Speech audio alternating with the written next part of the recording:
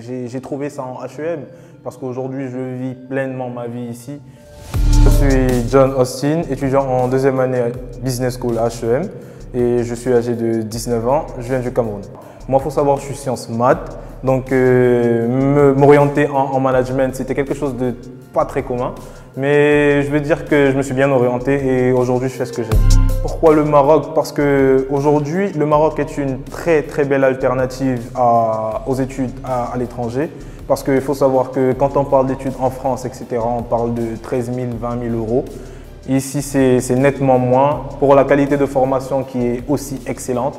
Et si on se repère sur la carte du monde, le Maroc c'est un peu le carrefour de tout le monde entier aujourd'hui parce que vous avez le pourtour de la Méditerranée avec tous les pays du Moyen-Orient, vous avez l'Afrique en dessous, vous avez l'Europe, l'Espagne et la France et de l'autre côté vous avez les États-Unis. Donc c'est un peu un bon mélange, je veux dire, le Maroc. Moi je cherchais avant tout une école qui me ressemble, pas seulement une école qui est stricte ou qui donne des formations. Parce que je pense à mon humble avis que j'avais les capacités pour entrer dans les meilleures écoles.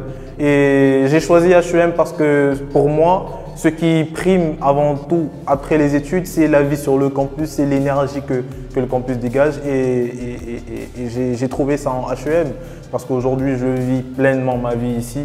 Et Dieu ne peut savoir combien d'opportunités j'ai eues avec cette école, à la fois pendant mon cursus et en dehors des heures de cours. Comme j'ai dit, HEM pour moi, c'est énormément d'avantages, parmi lesquels aujourd'hui le HEM Starter Lab, qui est le pré-incubateur qui permet aux étudiants porteurs de projets d'avancer un peu plus rapidement dans leur projet avec des encadrants qui viennent de toutes les sphères de l'entrepreneuriat marocain et qui nous aident. Moi particulièrement, j'ai eu un projet que j'ai développé dans cet incubateur pendant 8 mois, la première promotion du HEM Starter Lab, avec des personnes fantastiques, avec des entrepreneurs aujourd'hui qui, comme moi, ont commencé de zéro et que je vois qui ont fait quelque chose après. Et moi aussi, dans les mois à venir, je compte bien ouvrir ma société et pourquoi pas atteindre les sommets.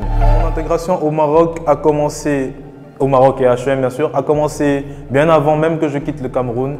Parce que quand j'ai été accepté à HEM, avec la période du Covid, on a dû repousser un peu plus les heures, le début des cours.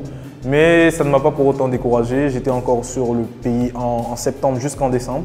Mais il y a des étudiants qui ont cherché à me contacter, qui ont cherché le responsable des étudiants étrangers, qui ont demandé mon numéro, que je ne connaissais ni d'Adam ni d'Ève, qui m'ont rassuré, oui, on est tous là pour toi, on t'attend et tout. Et lorsque je suis arrivé au Maroc, c'est de l'aéroport jusqu'à chez moi, je me suis fait transporter. Je ne savais pas où je partais, mais l'école a ramené un chauffeur qui m'a ramené jusqu'à la résidence où je vais dormir. Après, j'ai fait un petit tour de l'école. Un jour où il n'y avait pas cours, il y avait une dizaine d'étudiants qui étaient là, juste pour attendre qu'on va voir où il est Austin. Et franchement, c'était quelque chose de magnifique. Et aujourd'hui même, je parle aujourd'hui des gens qui aujourd'hui m'ont tellement soutenu dans cette aventure qui est le Maroc.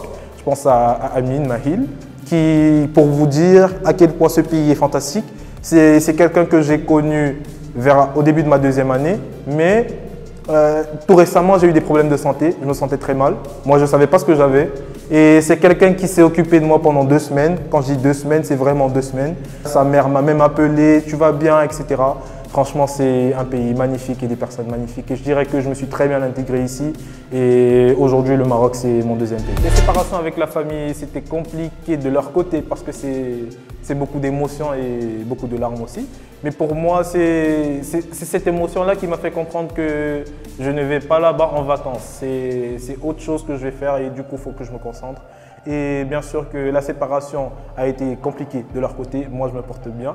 Je dirais même que, comme je l'ai dit, ce pays m'a accueilli comme ma famille et du coup, j'ai quelque part eu cette compensation avec la séparation de la famille et aujourd'hui, ça va très bien et Dieu merci. Moi, je veux dire qu'aujourd'hui, surtout dans nos pays à nous, on le sait, quand tu es étudiant, tu as 3 options. Soit tu fais des études d'ingénierie, soit tu fais de la médecine, soit tu es dans les sphères littéraires. Et je pense qu'aujourd'hui, il faudrait un peu sortir de ce spectre-là parce qu'il faut un peu de tout pour faire un monde. Et je pense que si tu es étudiant bachelier, c'est vrai que la société actuelle nous oblige un peu à faire ces études-là. Mais si tu as une passion, si tu as quelque chose qui t'intéresse, franchement, il faut y aller parce qu'on ne sait jamais de quoi sera fait demain. Peut-être que c'est ça qui va faire de toi la personne que tu dois être demain, on ne sait jamais. Donc si tu es passionné par l'art, tu es passionné par la culture, par la musique et tu veux faire des études en musique et en médecine, vas-y et sois le meilleur. Donc à l'heure actuelle, je m'imagine plus entrepreneur qu'autre chose. Déjà parce que je suis quelqu'un qui est passionné par l'entrepreneuriat et c'est quelque chose qui me fascine. Aujourd'hui, le continent a besoin de nous. On a besoin de faire des choses. Et ce n'est pas en restant dans notre zone de confort qu'on va changer les choses.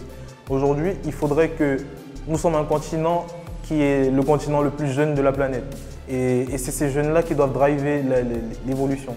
Et pour driver cette évolution-là, il faut commencer déjà à penser comment est-ce qu'on peut, de notre façon, à notre manière, apporter une touche à cette évolution qui sera grandiose, je pense, l'évolution de l'Afrique.